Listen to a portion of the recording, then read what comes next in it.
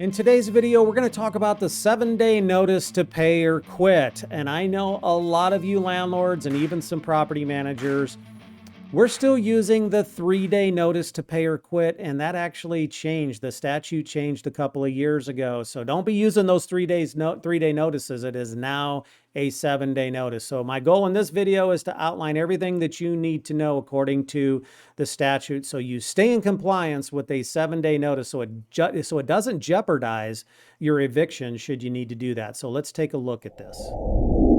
Today, we're going to talk about the 7-day notice to pay or quit. Now, a 7-day notice essentially is used, in fact, actually, it's only used for a tenant's non-payment of rent. And you can find all the information about a 7-day notice and the requirements in Nebraska Revised Statute 76-1431. Now, I have some bullet points on your screen that I want to discuss here. Number one is we use the 7-day notice to pay or quit only for non-payment of rent. And here's kind of how it works. The 7-day notice says that you have 7 days to pay the amount that's indicated in this 7-day notice, which should include the rent and any fees such as a late fee. And if you don't pay it within the 7 days, then the landlord can quit or terminate the lease agreement and move forward with the eviction. All right. We only use this notice for non-payment of rent. Number two, please stop using those 3-day notice.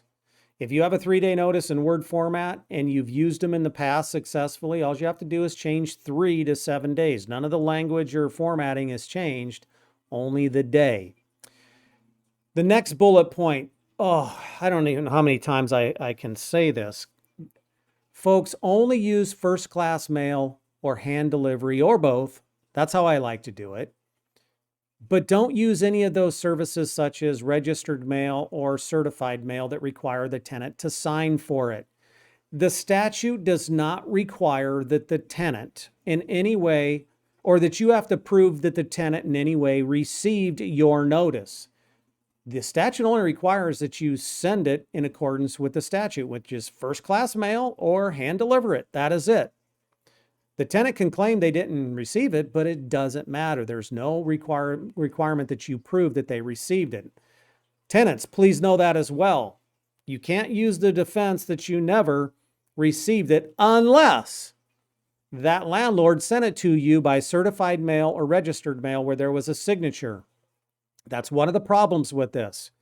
If the tenant does not go down and sign for it, that means they never got it. Because you sent it certified mail, that means that you voluntarily agreed to a more strict standard of service than the statute calls for. So therefore, the tenant can, and they do and have, they go into court and say, Judge, I never received it because I never went and signed for it. And that's going to postpone your eviction for at least a month. You're going to have to wait till the next month and start the whole process all over again to evict them.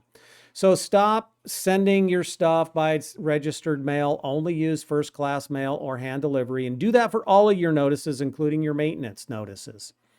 All right, we already discussed it, but the next bullet point, include all of your monies that's owed. This is so important. Number one mistake that I see landlords make on this notice is they don't include those late fees.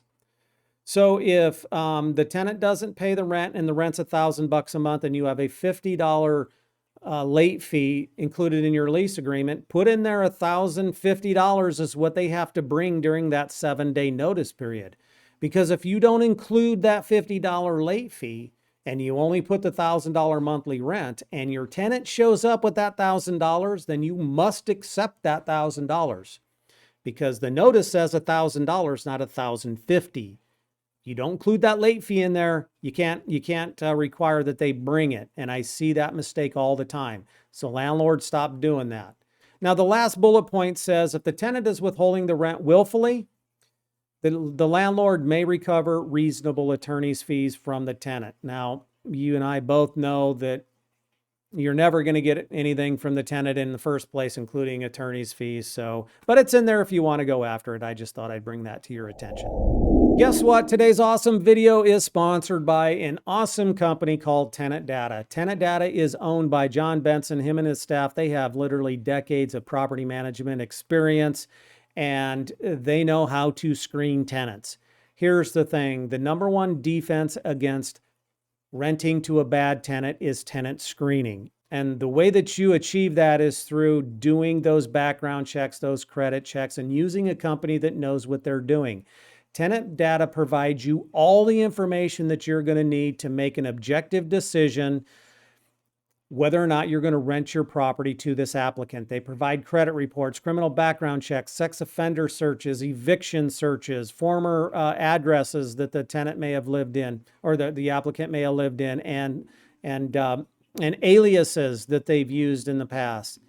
Get an objective evaluation of all your applicants, and the best way to do that, hire Tenant Data. They have reasonable rates.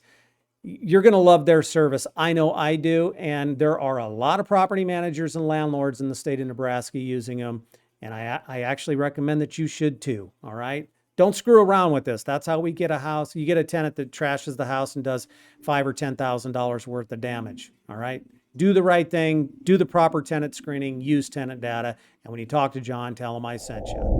All right, so let's take a look at how the process for a 7-day notice works, or the mechanics behind this. And this is just as important as indicating in the 7-day notice how much the tenant must bring.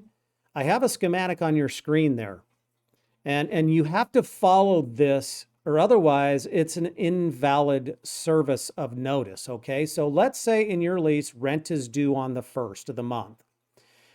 On the 2nd of the month, you come in to the office and you still don't have any rent. Well, that tenant is now in default of their lease agreement, and the proper notice to serve them, giving them notice that they have 7 days to pay or they're going to get evicted, is the 7-day notice to pay or quit. So you follow my advice. You generate that 7-day notice to pay or quit. You put it into an envelope.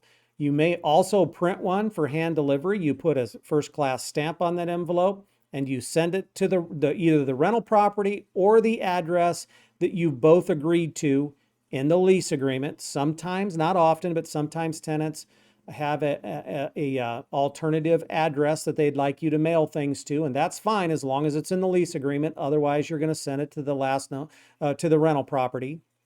You drop it in the mail on the 2nd. You might walk over to the property and hand deliver it. Again, you can do both, but you have to do one or the other. The 2nd of the month is considered the service day. All right, that is not the first day of the 7-day notice.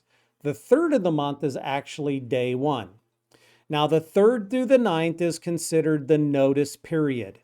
If that tenant brings you the money that you indicated that's owed on the 7-day notice, so let's say the rent's $1,000 a month and there's a $50 late fee, and both of those have been indicated in that 7-day notice. That means the tenant has to bring you $1,050 within that notice period. If the tenant brings you $1,050, then you must accept it and you cannot move forward with the eviction. However, if the tenant brings in less that's indicated on that 7-day notice, you can say no and proceed with the eviction. All right. Now, if you accept a partial rent payment, you've effectively waived your right to evict them for that month. And that's going to be for a different video where we talk about the consequences of accepting partial rent payments. Thing you got to remember is if the tenant brings the amount that's indicated on that 7-day notice to you within that 7-day period, you must accept it. That's why it's important. I'm going to kill this dead horse here. If rent's $1,000 and your late fee is $50, but you don't include that $50 late fee on that 7-day notice, the tenant is only legally obligated to bring you $1,000. So keep that in mind. All right. Now on the 10th of the month, the morning of the 10th, you come in and you still don't have your rent payment. Now you can terminate the lease as the landlord or manager and move forward with eviction. It is so important for the landlord to make sure you are crossing your T's, dotting your I's, making sure that your 7-day notice to pay or quit is structurally sound and that the mechanics is followed according to the Nebraska Landlord Tenant Act. Otherwise, you are jeopardizing your eviction. If you're going to continue watching videos, check out this one right here. Don't forget to subscribe. Click the circle to my left. That is it. We'll see y'all in the next video.